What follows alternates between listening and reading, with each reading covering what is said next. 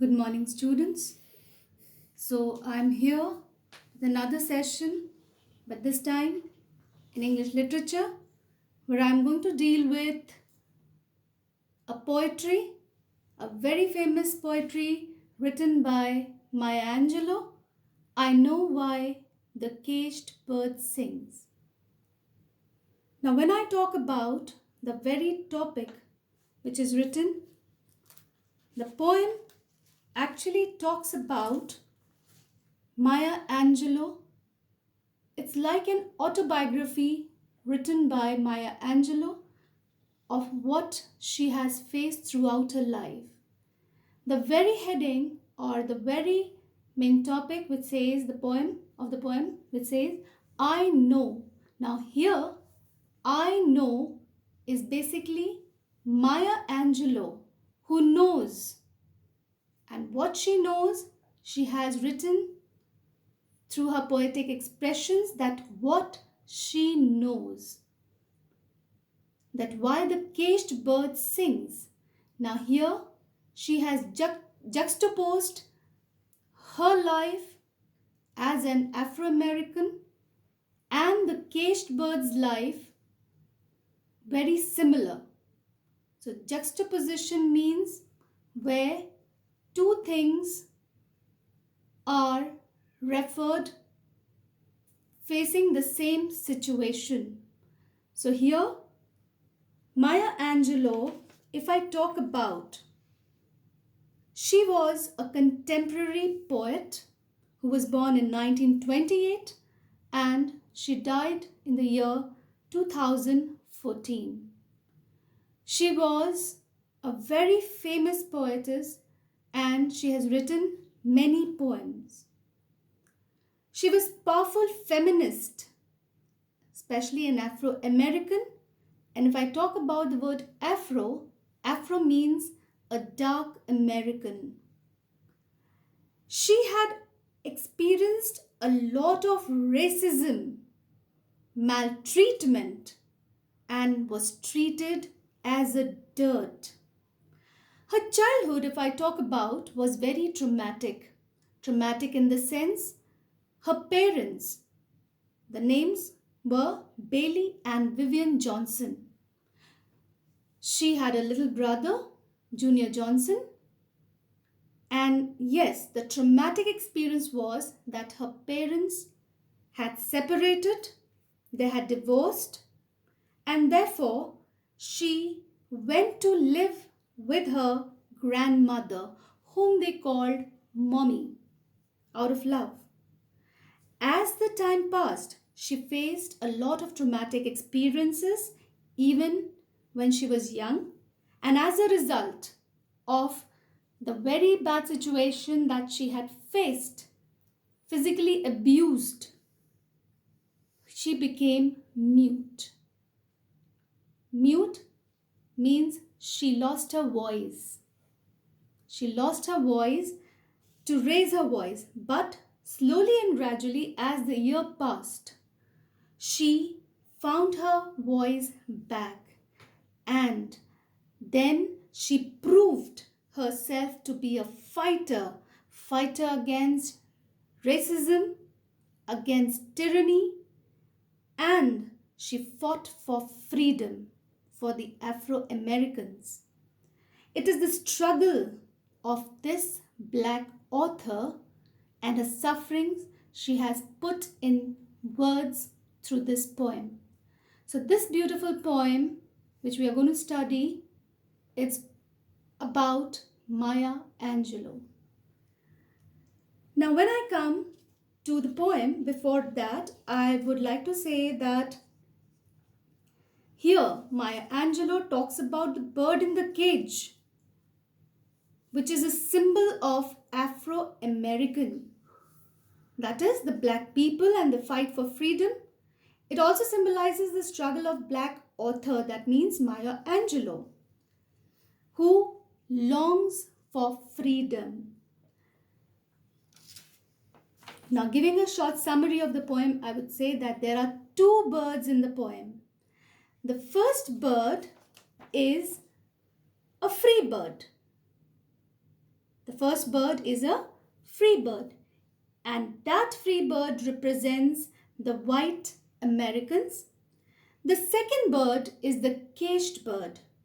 Now, the caged bird represents the black American.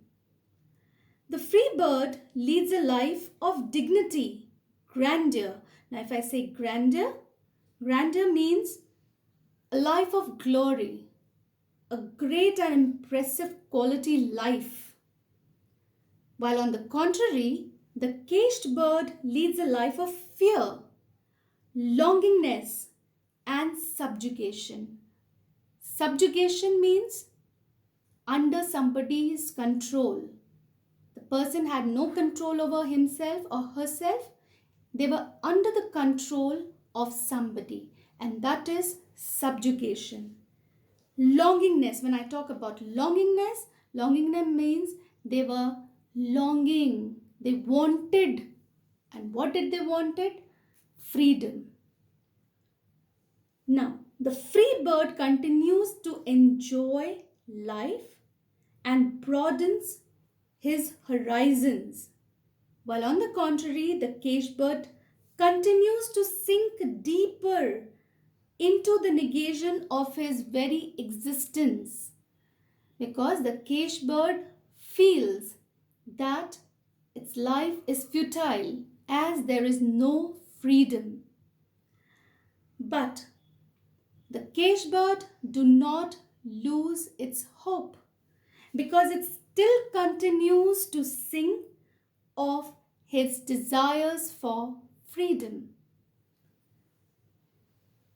So now, with this short summary, I hope it is clear what is Maya Angelou talking about. It is not only featuring the caged bird, it is also featuring the white Americans and the life of black Americans. So after this, I would like to read the poem, and the line goes, "A free bird leaps on the back of the wind and floats downstream till the current ends and dips his wings in the orange sun rays and dares to claim the sky." Beautiful lines. Let's come to each line vividly. The very first line says, "A free bird leaps." When I talk about the word free bird, definitely I'm talking about the white Americans. Here, the free bird is the white American or the Americans, white Americans. Free bird leaps. The white Americans here, they are jumping about. Leaps means jumping about freely. The movement is free. Everything is favorable for the white people. Similarly, as a contrast here, we're talking about the free bird. The free bird also leaps. It jumps about and is getting ready to move along with the wind. The second line says, "on the back of the wind." That means it flies higher and the wind carries it very smoothly. Now here I can say the word back has another connotation or another way to express. The word back here used is that the bird or the white Americans try to show how they are free to take a flight of freedom. On the contrary, the ground which is left behind is for the black Americans, where they do not have the opportunity to have that flight of freedom or take that flight of freedom. So that is why here the joy of freedom for the white Americans is explained very clearly, where it says that the free bird leaps on the back of the wind, means it is enjoying the flight, and floats downstream. And floats downstream means it glides smoothly along with what? Till the current ends. Along with the current of the wind, it flows, soars high, and it can move around freely. Then it says, and dips his wings in the orange sun rays. The bird is not only allowed to move around freely in the open air, in the sky, where there is no limit to its freedom. It can move and enjoy the freedom and even enjoy the orange sun rays. That means orange sun rays, when does the sun turn orange? In the evening time. That is the sunset time. So here the bird, the free bird, enjoys the sunset, which is interesting to watch. And this is what a caged bird cannot see, the beauty of the sunset. Then towards the end it says that it claims the sky. It dares to claim the sky. Why does it dare? Because it knows that the sky is made for the free bird. Means the white Americans are free to claim that everything belongs to them. They know it is their right to enjoy freedom. That is why they claim the sky. They claim the freedom. After this, let's move on to the next paragraph given. Next stanza says, but a bird that stalks down his narrow cage can seldom see through his bars of rage. His wings are clipped and his feet are tied, so he opens his throat to sing. Now, here Maya Angelou expresses beautifully that the contrast, it completely contrasts the image of a caged bird with a free bird. The first stanza was about the free bird. Now here she contrasts the freedom with captivity. So the second stanza talks about the caged bird. Now here she says that, but a bird that stalks down his narrow cage. Now stalks means here movement, talking about the movement. And narrow cage here means she's talking about the restrictions. The area is too small, unlike the free bird where it can move around freely. It was open for movement. But here, for the caged bird, it's just the opposite. It can only move about in a restricted area, and the area is his narrow cage. Now here the poet says that, but a bird that stalks down his narrow cage, means the caged bird was allowed to move only up and down in the confined area of his narrow cage. And this narrow cage not only restricted its movement, but also its vision to see through it, because it was made of bars. Now bars has various significance here, where it says that the bars talks about, it has a different symbol actually. So it says that it is caged. The restriction of the movement is there and it is barred. Now bar of rage, it says, creating the image of a bird which is in the bars, which is in opposition to a bird flying free. Now here we can see the rage. Now rage here is anger and frustration of the bird. Now why is it angry? Why is it frustrated? Because it understands that there is no escape from these bars. When we know that there is no way to escape through something, anybody can get frustrated. Similarly, the bird here was also frustrated. Now, I told you, bird here talks about the Afro or the Black Americans who were also confined and restricted.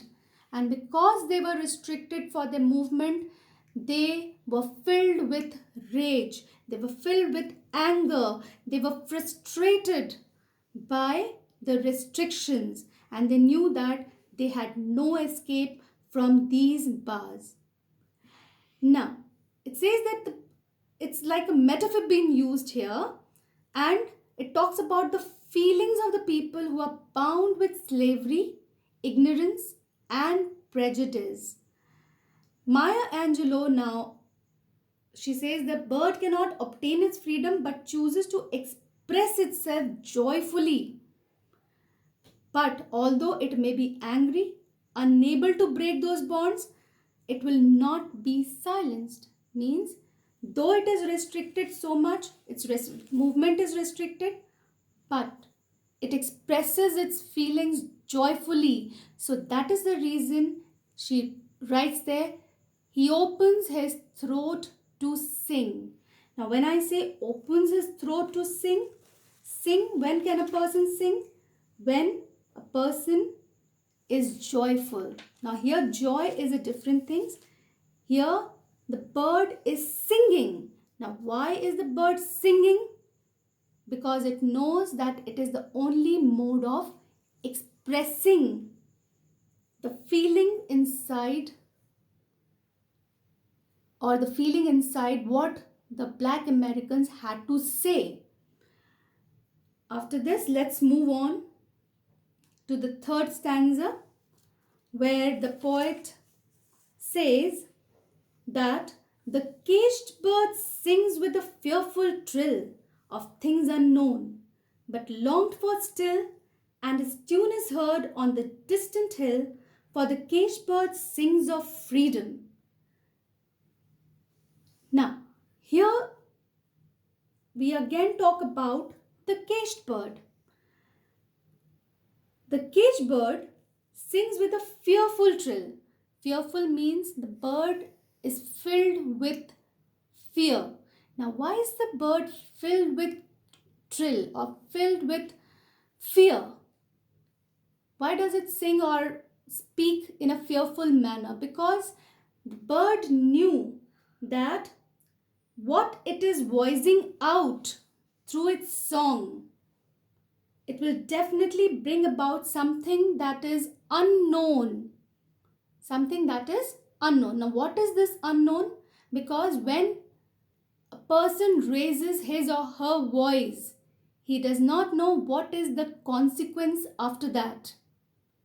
What he or she has to face in future for the reason he or she raised the voice. Similarly, here, the caged bird means the Afro-Americans who are singing, who are raising the voice, are still filled with fear. Fear, why? Because they know that they have to face something unknown. Now, what is this unknown? They have to fear the harassment, or they'll be tortured to death. And there are a lot of things such as subjugation. I told you subjugation means they'll be oppressed very badly, and they do not know what is in store for them in future. But the next line she says, talking about the hope that in spite of knowing, or in spite of being filled with fear of the unknown future, the bird longed for still, and his tune is heard on the distant hill. Means, longing here means the bird felt that she takes every opportunity to sing for freedom, because nobody can take this opportunity of one's expression. It was human's birthright. Therefore, she longed that she will be free one day. She believed, she hoped and she did not give up because of that. And the other factors here, when we talk about Maya Angelou and the raising of voice, as we know, if we study the history, we know that for the civil rights of the Black Americans, Maya Angelou had stood by side of Malcolm X and Martin Luther King. And because she took part as a social activist to fight for freedom, she knew that the consequences may not be very happy. She might have to face a lot of things. She had that fear which was unknown, but she still longed for freedom. She did not give up. Similarly, she had explained the same through the voice of the bird. The next line says, the tune is heard on the distant hill. Now, if I talk about distant hill means far off, a place which is far off. Now, what does author imply here? The author implies that even though the caged bird may have never experienced the true freedom, deep down the bird still knows that it was created to be free. Although freedom to the caged bird is definitely, I told you, fearful because it is unknown, but still he longs for freedom. Now, this line is absolutely parallel to the Afro-Americans' struggle in Maya Angelou times, and she feels that Black Americans wrote and danced and cried out for freedom. They did not keep quiet because they know that they should get back what they deserved, but they were only heard as a distant voice.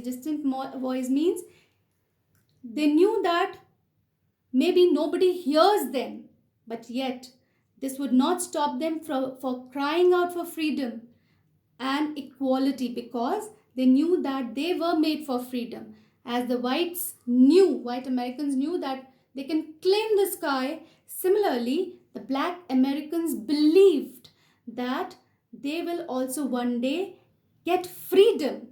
And this voice that they raise for their rights to enjoy the freedom, they believe that they will never step back and keep singing for freedom or raise their voice for freedom. So for today's class, I would like to say that I wind up with these 3 stanzas of the poem so that you can all go through it, understand it, and then in the next session, I'll come back and explain the other stanzas. So thank you, students. Please keep revising your subject and read the poem thoroughly. Thank you.